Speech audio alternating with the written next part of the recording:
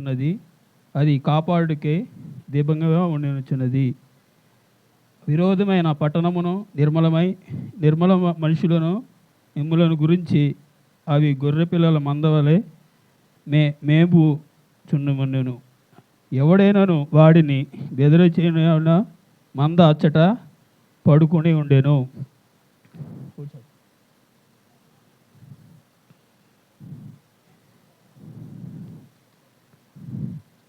కీర్తన గ్రంథం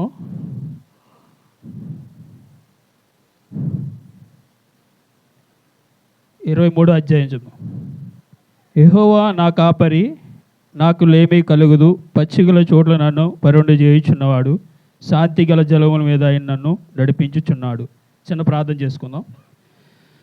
జీవంగల దేవ, ప్రేమగల తండ్రి, నీ బంగారు పాదాలకు వందనాలు. సాయంకాల సమయంలో నీ ఆరాధవర్తమానంలో నీ దాసుడు ఇచ్చిన అవకాశం బట్టి కూడా వందనాలు. ఎందుకు పనికిరాని వాడిని, మట్టిలాంటి వాడిని, దుమ్ములాంటి వాడిని, నిలబడి వాడిని నేనే కాదు, నీ ఆత్మ కుమ్మరించండి. ఏం మాట్లాడు నువ్వే సహాయం దయచేయమని, నీ ఆత్మశక్తి దయచేయమని ఏస్తున్నాం, ప్రాణం చేడుకుంటున్నాం తండ్రి, ఆమేన్. యెహోవా నా కాపరి, నాకు లేమి కలుగదు. అంటే యెహోవా నా కాపరి అంటే ఆయన మన కాపరిగా ఉన్నాడు. ఆయన మనకు ఏమీ కలుగదు అంటే పచ్చిగల చోట్ల ఆయన మనల్ని పరుండి చేయుచున్నాడు. అంటే మనం పరుండి చేయుచున్నాడు అంటే మనం ఒక గొర్రెలు అయితే ఎలాగ మందల్ని కాపలు కాస్తూ ఉంటాడో ఒక కాపరి ఎలాగైతే వాటి చుట్టూరు కంచి వేస్తూ ఉంటాడు, అలాగే మనల చుట్టూ కూడా ఆయన కంచి వేయాలని కంచి వేస్తూనే ఉంటాడు. మనం త్రోవ తప్పిపోతూనే ఉంటాం. మనం పచ్చిగల చోట్ల ఎక్కడ పచ్చిగా ఉంటే అక్కడికి వెళ్ళిపోతూనే ఉంటాం.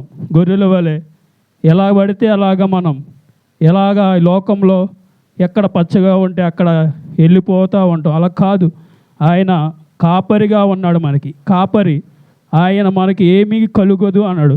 కలుగుది అంటే ఆయన కిందది కూడా చదవండి అమ్మ వరకులు. శాంతిగా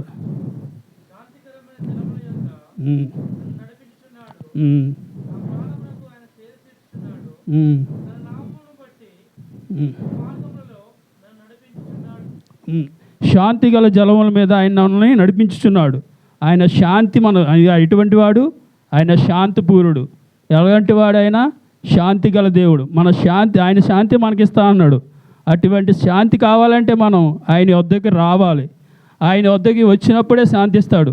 నువ్వు లోకంలో తిరిగినప్పుడు, నువ్వు లోకంలో ఉన్నప్పుడు, నువ్వు లోకానుసారంగా నడిచినప్పుడు నీకు శాంతి దొరకదు. నువ్వు ఎక్కడికి వెళ్ళినా ఎక్కడ చూసినా శాంతి లేదు. నీకు శాంతి కావాలంటే ఆయన వద్దకు రావాల్సిందే. ఆయన పాదాలు పట్టుకోవాల్సిందే. నువ్వు ప్రపంచం అంతా ఎక్కడ తిరిగినా, ఏ గుడి తిరిగినా, ఏ మసీద్ తిరిగినా నీకు శాంతి దొరకదు. నీకు శాంతి దొరకాలంటే యేసుప్రభుకి ఆయన పాదాల వద్దకు రావాల్సిందే. ఆయన వద్దకు వస్తే నీకు శాంతిని ఇస్తాడు. జలముల యొద్ద ఆయన నిన్ను పరుండి చేయుచున్నాడు. అంటే పరుండి చేయడం అంటే మనం ఆయన వద్దకు రావాలి. ఒక గొర్రె మనం ఒక యజమాని దగ్గరికి వెళ్ళాలంటే ఆయన రిక్వెస్ట్ తీసుకోవాలి. ఎవరైనా సీఎంని కావాలంటే నువ్వేం చేయాలి? ఆయన సంప్రదించాలి. ఆయన సంప్రదించే తప్ప ఆయన దగ్గర నువ్వు వెళ్ళవు. అలాగే మనం కూడా యేసుప్రభు దగ్గరికి, ఆయన పరలోక రాజ్యం వెళ్ళాలంటే మనం కూడా ఆయన వద్దకు రావాలి. నువ్వు బాప్తిసం తీసుకోవాలి, మారుమనసు పొందాలి. అప్పుడు తప్ప ఇప్పుడు పరలోక రాజ్యం వెళ్ళడం అసాధ్యం. అలాగే శాంతి గల జలముల మీద అంటే శాంతి గల జలముల మీద ఆయన ఉన్నాడంట. జలములు నీళ్ళ మీద సంచరించే దేవుడైన, ఆత్మస్వరూపి అయిన దేవుడు సర్వంత్రయామి అని ఉంది బైబిల్లో. అవునా కాదండి? రిఫరెన్స్ జ్ఞాపం లేదు నాకు. ఆయన గిన్నె నిండే పొర్లుచున్నది. మన గిన్నె నిండి పొరలాలంటే ఆయన అందు నమ్మకంగా ఉండాలి. ఆయనకి ఇచ్చే విషయంలో అన్ని విషయాల్లో యథార్థంగా, నీతిగా, న్యాయంగా నడుచుకోవాలి. ఎక్కడికి వెళ్ళినా నీతి న్యాయం ఎక్కడా దొరకదు నీకు, యేసుప్రభు దగ్గర తప్ప. ఆయన మన కోసం ఇంకా ఎన్నో అద్భుతాలు, ఆశ్చర్యకార్యాలు చేశాడు. అలాగే ఇంకా నీ గిన్నె నిండే పొర్లుచున్నది అంటే మన గిన్నె నిండి పొరలాలంటే ఆయనకి ఇచ్చే విషయంలో అన్ని విషయాల్లో నమ్మకంగా ఉండాలి. ఆయన అందు భయభక్తులు కలిగి ఉండాలి. ఆయన అందు మనం నమ్మకంగా ఉంటే ఎన్నో అద్భుతాలు చేస్తాడు ఆయన. అలాగే నా పట్ల కూడా దేవుడు ఎన్నో చేశాడు. నేను ఈ స్థితిలో ఉండే కారణం కూడా ప్రభు కృపే. నేను భయంకరంగా విగ్రహారం చేసేవాడిని. నా మా బంధువులు మేము ముగ్గురు అన్నదమ్ములు మాట. మేము అన్నదమ్ములు అయితే నేను చనిపోయిన ప్రభు నన్ను కోవిడ్ టైంలో కూడా కాపాడాడు. నా పట్ల కూడా ఎన్నో అద్భుతాలు ఆశ్చర్యకార్యాలు చేశాడు.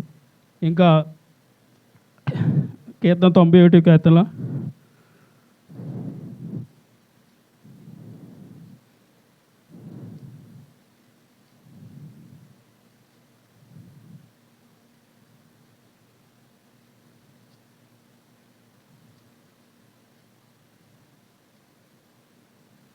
ఫస్ట్ అధ్యాయం 2 అధ్యాయాలు చదవండి. మహోన్నత చాటున నివసించువాడే, సర్వశక్తుని నీడన విశ్రమించువాడు. ఆయనే నాకు ఆశ్రయము, నా కోట, నేను నమ్ముకున్న నా దేవుడని నేను యెహోవాను గురించి చెప్పుచున్నాను. వేటగాని ఉరిలోంచి నన్ను ఆయన విడిపించెను. నేను కూడా అనేకమైన భయంకరమైన తెగుల నుంచి దేవుడు నన్ను తప్పించాడు. కీర్తన 91 ప్రకారం నా పట్ల దేవుడు మొత్తం నెరవేర్చాడు. అంటే వివరించాలంటే టైం చాలా పడుతుంది కాబట్టి దాంట్లో 2 మాటలు. 7వ అధ్యాయం, నా పక్కన 1000 మంది పడినను, నీ పక్కన 10,000 మంది కూలినను, ఏ అపాయము నీకు రాదు. నా పట్ల దేవుడు అలా అద్భుతాలు ఆశ్చర్యకార్యాలు చేశాడు, ఎన్నో అద్భుతాలు చేశాడు. అలాగే ఇంకా కూడా చేస్తున్నాడు. నేను చిన్నగా నా పట్ల కూడా నేను ఈ స్థితిలో ఉన్నట్టు ఆయన కృపే. అలాగే ఇంకా ఇంకా నా కోసం కూడా ప్రార్థన చేయండి. నా కుటుంబం కోసం కూడా నేను కూడా చిన్నగా పరిచయం చేస్తున్నాం. ప్రకాష్ పాలన అక్కడ మందిరం కట్టాలి, దానికోసం కూడా ప్రార్థన చేయమని ఈ చిన్న వాక్యం దేవుడు దీవించును గాక. ఆమేన్.